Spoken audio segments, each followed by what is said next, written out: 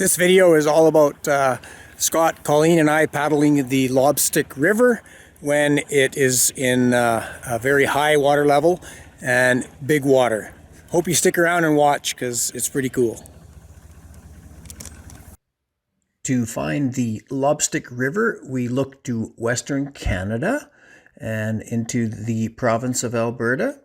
Look for the city of Edmonton, and we're going to head straight west of Edmonton for just over an hour's drive. For a closer look, here's the city of Edmonton, driving straight west on Highway 16 until you pass the hamlet of Entwistle, and you know you're getting close. And here we see a close look at the put-in and take-out. Here's the hamlet of Entwistle and the town of Evansburg. So we're driving on Highway 16 and heading west until you hit Highway 22, the Cowboy Trail. You turn right or north and go a few kilometers until you cross the bridge over the Lobstick River. And here we see the Lobstick River, and this is the exciting point from the put-in bridge all the way down through this canyon that you see me tracing, right down to the next bridge at Range Road 75. This is our first takeout spot, and later in the year, once the Pembina River Provincial Park is opened and you can get access to it, you can then take out at the second spot and include this little section right here of excitement through the lower canyon to the Pembina River, and then take out right at the park with permission from the staff at the Pembina River Provincial Park. Okay, so here we are at the put-in place on the Lobstick River, and there you can see it there.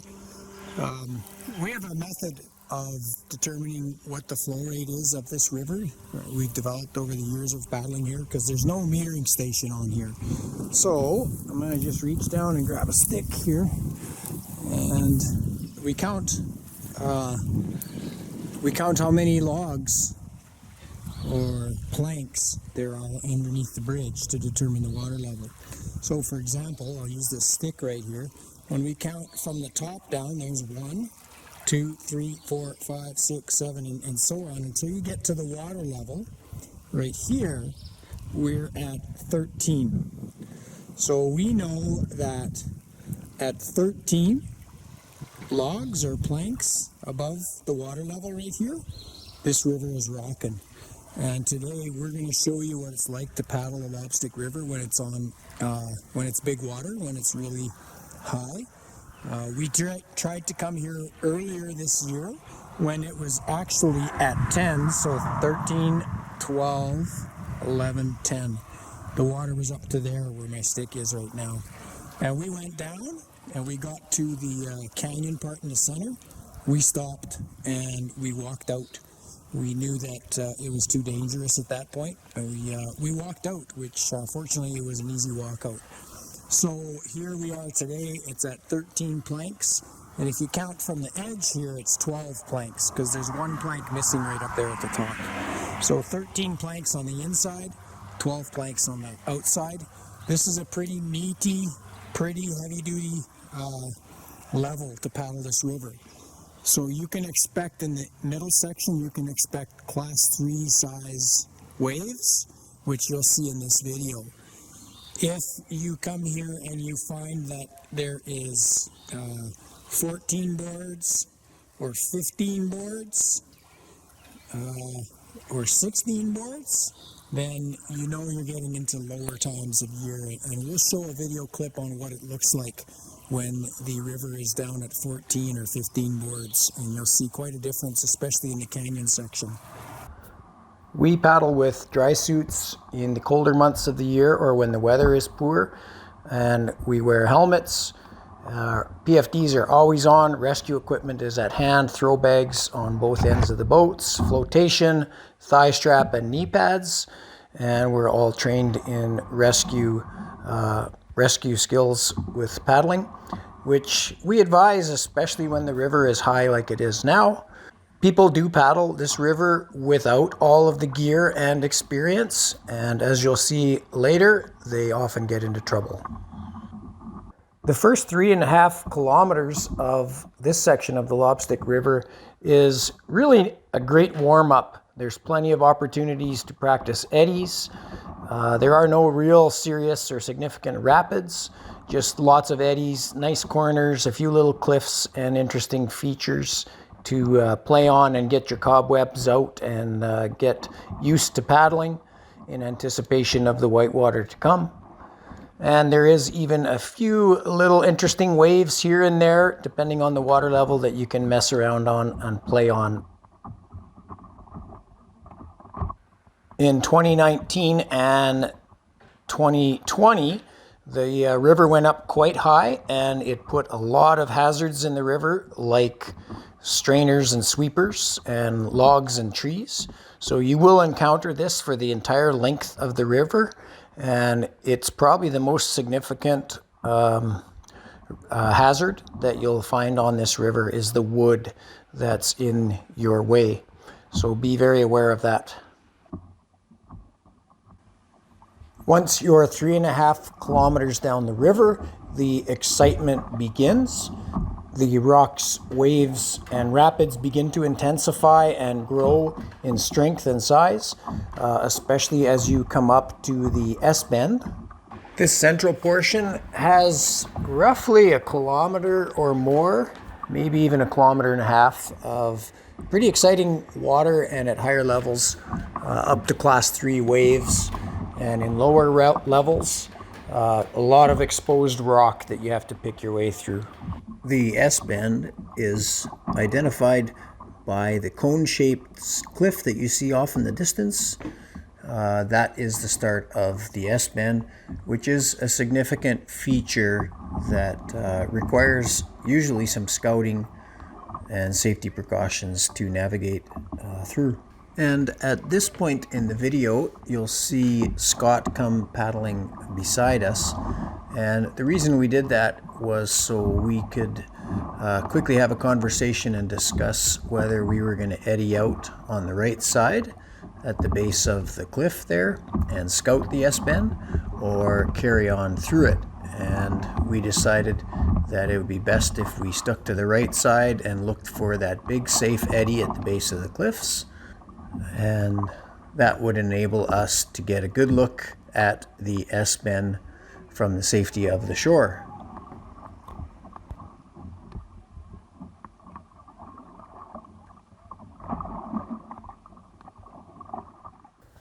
And here is a look in fast forward at this section of river, the same section of river, when the water is low.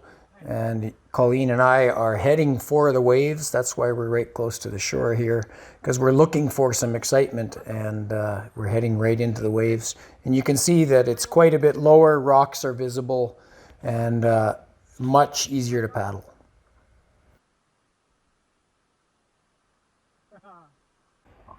Let's get back to our high water video. At this point, we are going to get out and do some scouting of the S-bend to analyze the risk. Just so you know, at this point too, in this eddy, there's a little trail in the woods that is an escape route up to a friendly farmhouse. So if what comes ahead looks too scary for you, you can get off the river at this point. Alright, so things have changed for us here. We just came down. Oh, the guy down there. We came down this left side here.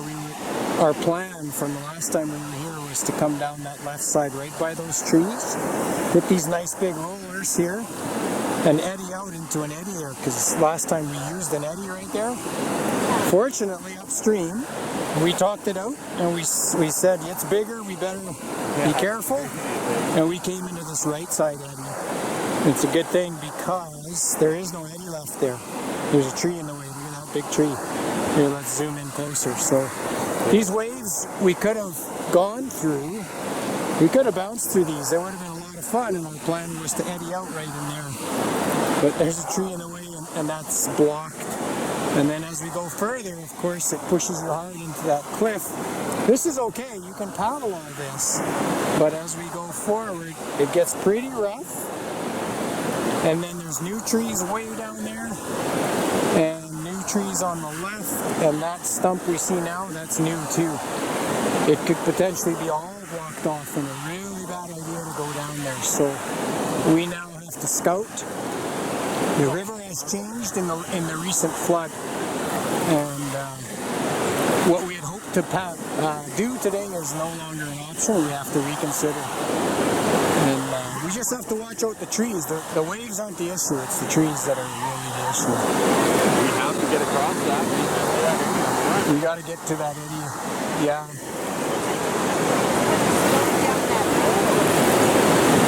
I don't think that hole's there anymore. I think it's just big waves. But It might be there. It might be hidden behind that. I'm pretty sure, yeah, we could just run that.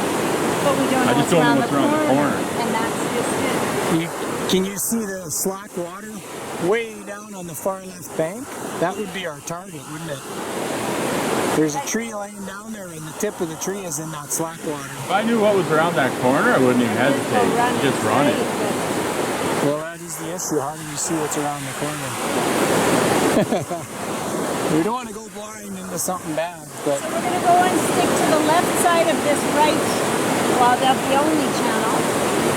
so if Even if we have to skirt around that log there that's down, it's still a better route than smashing into something that we can't see.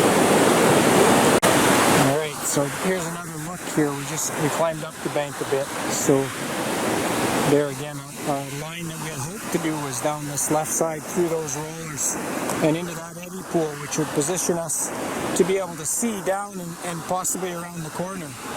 But that tree was there, so we had to dish it here into this eddy pool over here, which is fine.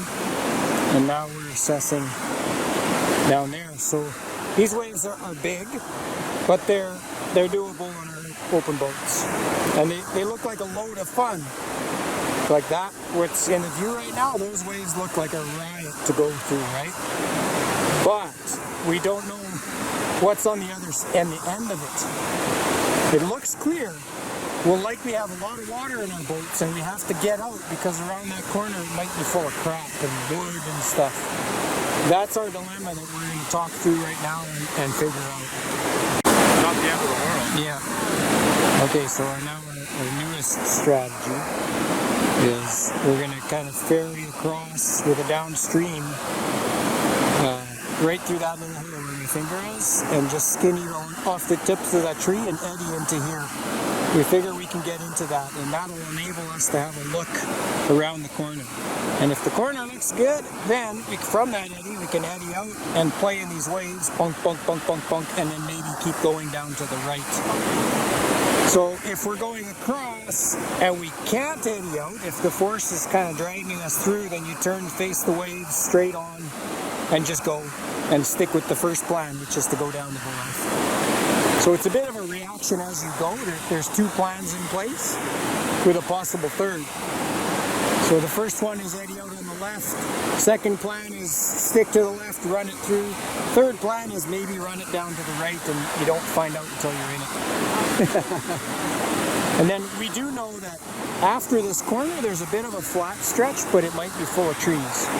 So we do know that. We know there's a big eddy on the right side down below, but it might be full of trees. So we still have to be really cautious.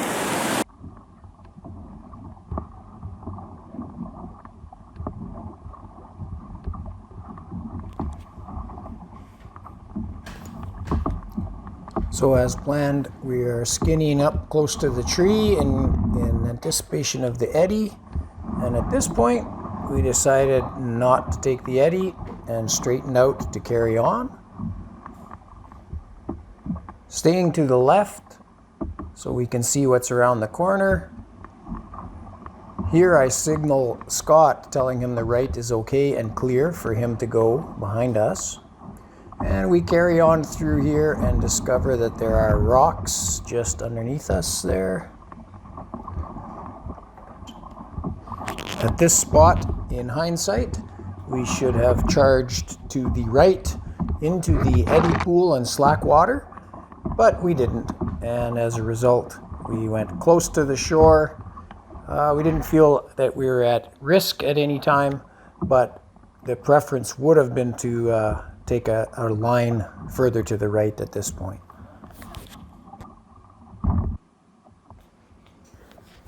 And now we're just taking a look at Scott in the background there. He chose to come down the same path that we did, and he bounced his way through just fine. Well, we went with plan B.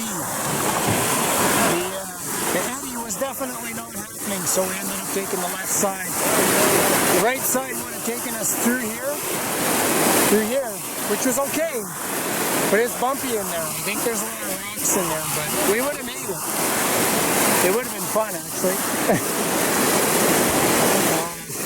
Later in the year, at lower levels, we ran the right side. So we told him to stay right, river right, so he's good. It's quite rocky and bouncy in here now that the water level's low. But yeah, he's looking all right. Nice. Oh, not that far left. Oh, there he goes. Perfect. Good line, Scott. Yeah, nice. So in contrast to Scott, we went right over that big rock right there. We came down. So our path, we saw this rock, we slurped in through here where the ends of my fingers are, and we saw that tongue and went for it. But then we had no choice but to bounce over top of that guy and then make it down. But I mean, it was bouncy, but we made it okay. So Scott came through clean. Good job, Scott. The Lobstick River, especially at high water levels, is an intermediate, even at times advanced river where you need to have good skills to paddle in a canoe or a kayak.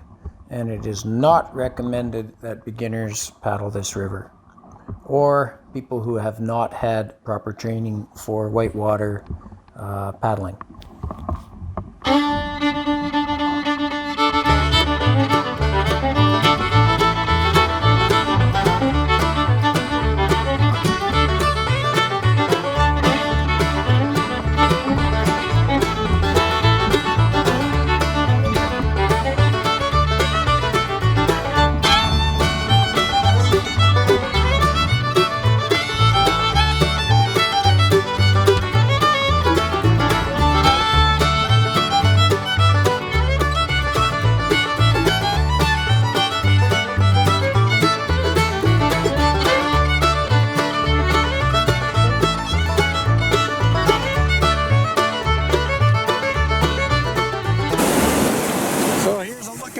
Wave we just came through.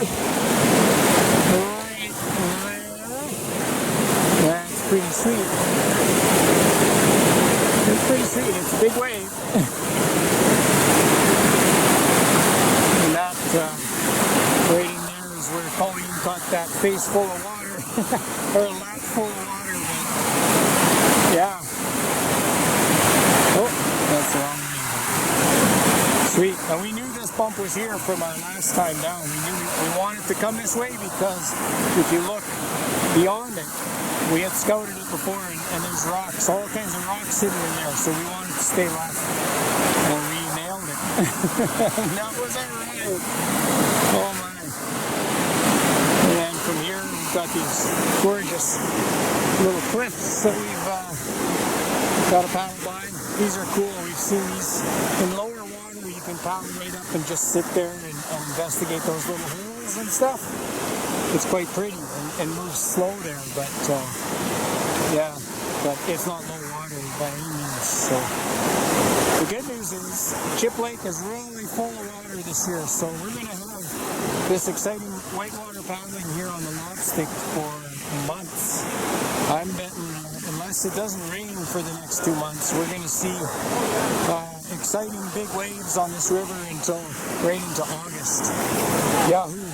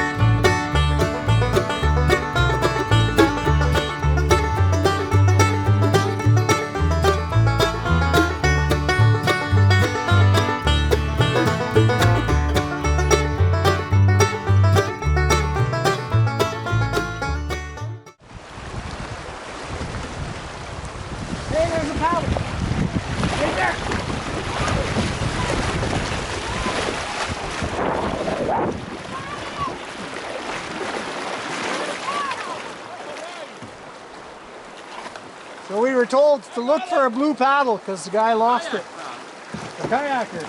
This year, a lot of people underestimated this river.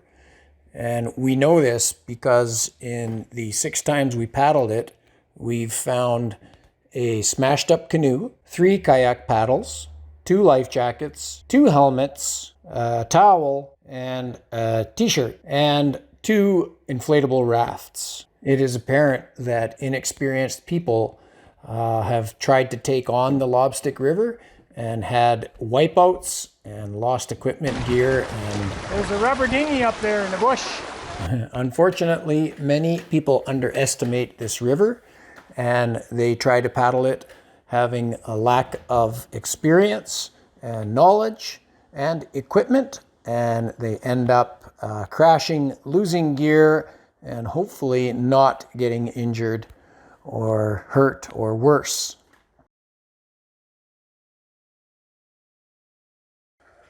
Once you get through the exciting Whitewater Central Canyon section, the river mellows out for a while and it becomes very scenic with interesting looking cliffs and somewhat flat, easy paddling water. And this is a time to enjoy the scenery, the landscape, and often the wildlife that you view along this section of the river. As you get close to Range Road 75, the gradient of the river increases again for the remainder of the river. The waves and rocks and rapids become more intense, especially right before the bridge.